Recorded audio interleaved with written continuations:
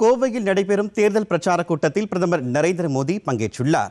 கொடிஷியா மைதானத்தில் நடைபெறும் பிரம்மாண்ட பொதுக்கூட்டத்தில் தேசிய ஜனநாயக கூட்டணி வேட்பாளர்களை ஆதரித்து அவர் உரையாற்றுகிறார். இந்நிகழ்வில் பாஜக மாநில தலைவர் நயினார் நாகேந்திரன், மத்திய இணையமைச்சர் எல் முருகன் உள்பட பாஜகவின் முக்கிய நிர்வாகிகள், அதிமுக பொதுச் செயலாளர் எடப்பாடி பழனிசாமி உள்பட கூட்டணி கட்சி தலைவர்கள் உள்ளிட்டோர் பங்கேற்றனர். பிரதமரின் கோவை வருகையை முன்னிட்டு மாவட்டத்தின் முக்கிய பகுதிகளில் பாதுகாப்பு ஏற்பாடுகள் தீவிரப்படுத்தப்பட்டுள்ளன.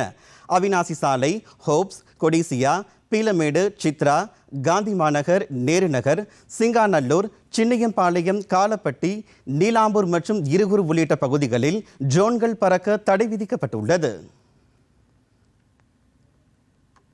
MPs and MLAs. Basis the 2011 census, Tamil Nadu was going to get so many more seats, but clearly DMK did not want to this happen. Anyhow, the DMK's actions are now very, very clearly exposed. இந்த மசோதா மட்டும் சட்டமாகி இருந்தால் சாதாரண குடும்பங்களைச் சேர்ந்த பல பெண்கள் எம்பிக்களாகவும் எம்எல்ஏக்களாகவும் ஆகியிருப்பார்கள். 2011ஆம் ஆண்டு மக்கள் தொகை கணக்கெடுப்பின்படி தமிழ்நாட்டிற்கு அதிக இருக்கைகள் கிடைப்பதாக இருந்தது. ஆனால் தெளிவாக இதை திமுக விரும்பவில்லை. இப்போது திமுகவின் செயல்கள் தெளிவாக அம்பலமாகிவிட்டன, குட்டு வெளிப்பட்டு விட்டது. By wearing black clothes, DMK cannot cover up their wrong intentions. I want to tell the DMK that people know your black deeds. You cannot escape your black deeds any longer. Janata DMK के काले कारनामे अच्छी तरह से जान चुकी है. झूठ फैलाने से डीएमके के काले कारनामे छिपने वाले नहीं है. கருப்பு உடைகள் அணிந்து திமுக தங்களுடைய தீய எண்ணங்களுக்கு திரை போட்டு விட முடியாது என்று திமுகவுக்கு நான் கூறிக்கொள்ள விரும்புகின்றேன். உங்களுடைய கெட்ட செயல்களின் பலன்களிலிருந்து உங்களால் இனி தப்பவே முடியாது. மக்கள் உங்களின் உண்மையான முகங்களை தெரிந்து கொண்டு விட்டார்கள். பொய்களை பேசித் திரியும் திமுகவால் இனிமேல் புரட்டுக்களை, புனை சுருட்டுக்களை மறைக்க முடியாது. और मैं तमिलनाडु की जनता को एश्योर करता हूं, I assure you all that this is nothing the end of our fight. This is just the beginning. BJP और एनडीए आपके अधिकारों के लिए संघर्ष करते रहेंगे.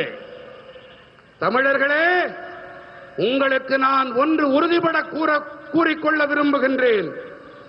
இது எங்களுடைய போராட்டத்தின் முடிவு அல்ல, இது தொடக்கம்தான். பிஜேபியும் தேசிய ஜனநாயக கூட்டணியும் உங்களுடைய உரிமைகளுக்காக தொடர்ந்து போராடி வருவார்கள். இது என்னுடைய உறுதிப்பாடு. इस कार्यक्रम के बाद आज रात को 8:30 बजे 8:30 मैं राष्ट्र के नाम अपनी बात बताने वाला हूं. इस विषय पर मैं विस्तार से चर्चा करने वाला हूं. இந்த நிகழ்ச்சி நிறைவடைந்த பிறகு இன்று இரவு 8:30 மணி அளவிலே நான் நாட்டு மக்களிடம் உரையாற்ற விரும்புகின்றேன். இந்த விஷயம் குறித்து விரிவாக நான் நாட்டு மக்களிடம் பகிர்ந்து கொள்ள இருக்கிறேன். அனைவரும் தவறாது கேளுங்கள். Today DMK had no achievement to showcase, no real issues to raise.